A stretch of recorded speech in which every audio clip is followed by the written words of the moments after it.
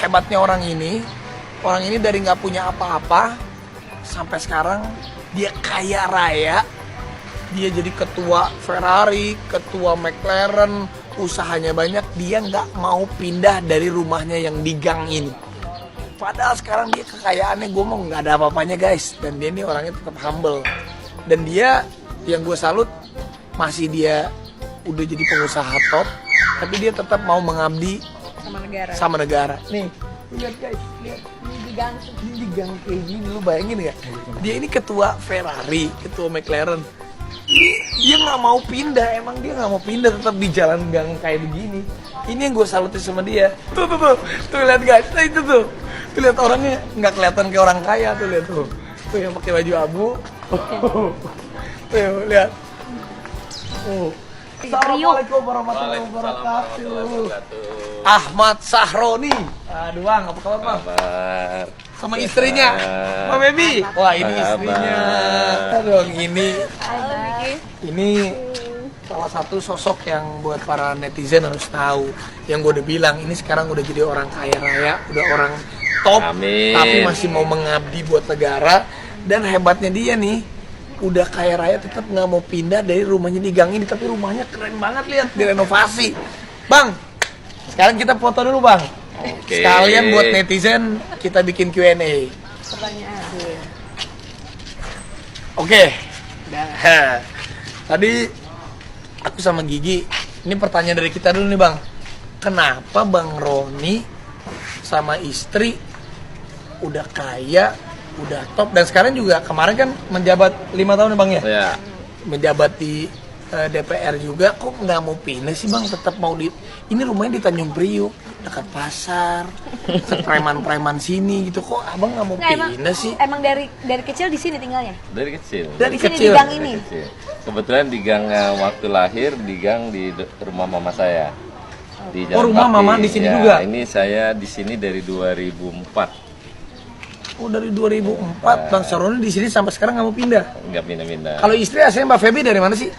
Sama, tapi di Sunter. Sunter. Oh jadi Priok sama Jadi nggak Sunter. jauh, cuma ketemunya bukan di Priok. Ketemunya di Kuningan. Oh, ketemunya di Kuningan. Nggak tahu sama-sama orang Tanjung Priok. Ya. Wah cuman. Jadi, cinta pada pandangan pertama di butik ceritanya. Waduh, gimana ceritanya gimana di butik? Di butik. Jadi Di Kuningan. di Kuningan, salah satu butik teman, waktu itu diundang teman itu yang punya butik, dia datang Ada midnight ceritanya. sale gitu. Ada midnight sale. Jadi pas dia masuk lihat, waduh boleh juga nih cewek gitu kan. Jadi disitulah akhirnya gue ketemu bini. Waduh, nih Rudi Salim aja kalah jamnya. Ini lihat, ini jamnya yang gue pengen beli nih itu. Ini fake. Nggak mungkin bohong ini. Nggak mungkin, ini orang top banget. Oke, guys, sekarang gue pengen boleh masuk nggak bang ke rumah bang? Oh boleh ayo masuk. Kita Masuk. bakalan, Jalan-jalan. ini kita namanya segmen jalan-jalan. Oh gitu. Jadi jalan-jalan kita ke rumahnya Bang Sahroni, 5 spot di rumahnya Bang Sahroni, favoritnya di mana aja. Nanti kita sambil tanya tadi Q&A dari netizen, dan gue juga punya pertanyaan khusus buat Bang Sahroni. Beres. Let's go, kita masuk ke rumahnya Bang Oke. Sahroni, Ahmad Sahroni, Raffi Ahmad. Mudah-mudahan gue ketularan deh. Iya nggak? Let's go, guys.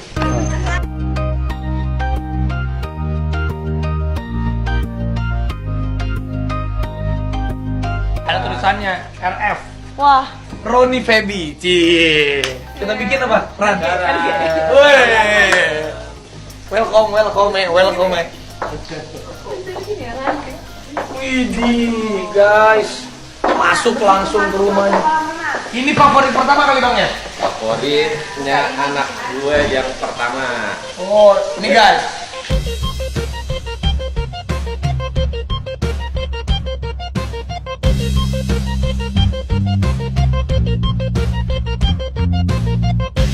Ternyata tempat favoritnya Bang Roni pas masuk langsung kolam renang, tempat anak-anak sering di sini ya nongkrong ya.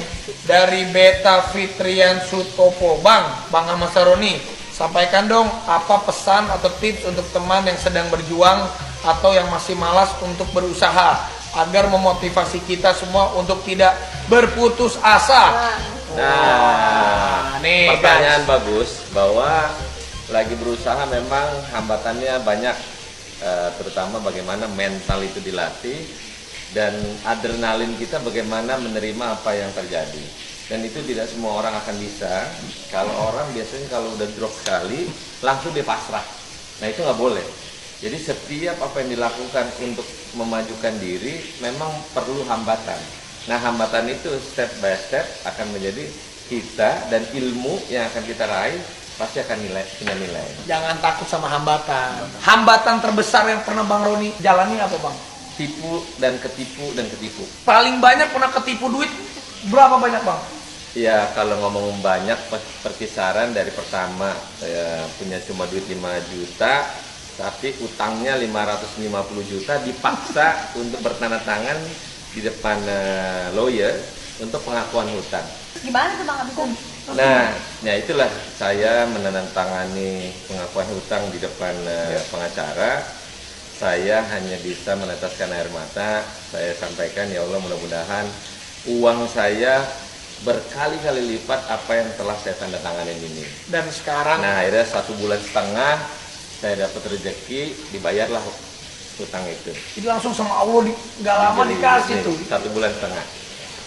Jadi mintanya sama Allah Subhanahu Wa Taala. Kita Iya, iya. cuma 5 juta nggak punya uang, dipaksa berhutang 550 juta, kebayar semua dalam waktu sebulan. Hebat. Kita lanjut Bang. Yes.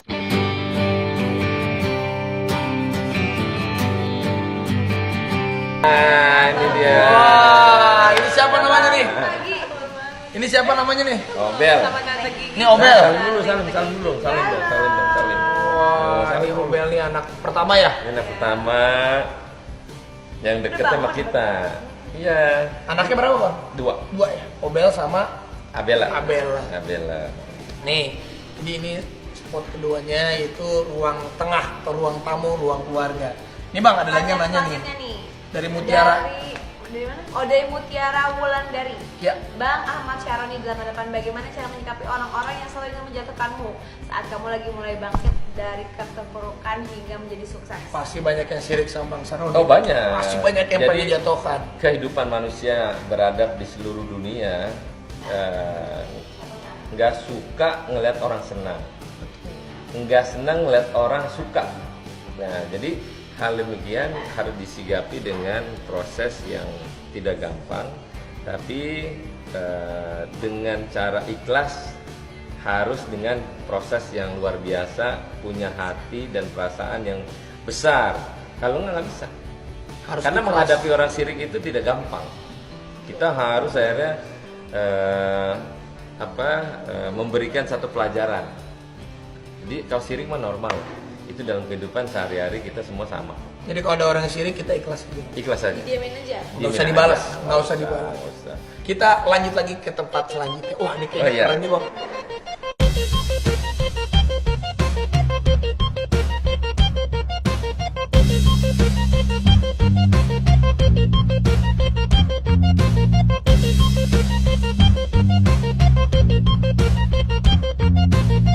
Wah, ini Nah, ini tempat duduk kerajaan gue lah ceritanya. Duduk di sini. Mau ngobrol di sini. Wah. Tapi lihat guys, ini guys, sambil gue muter gini dapurnya keren banget guys.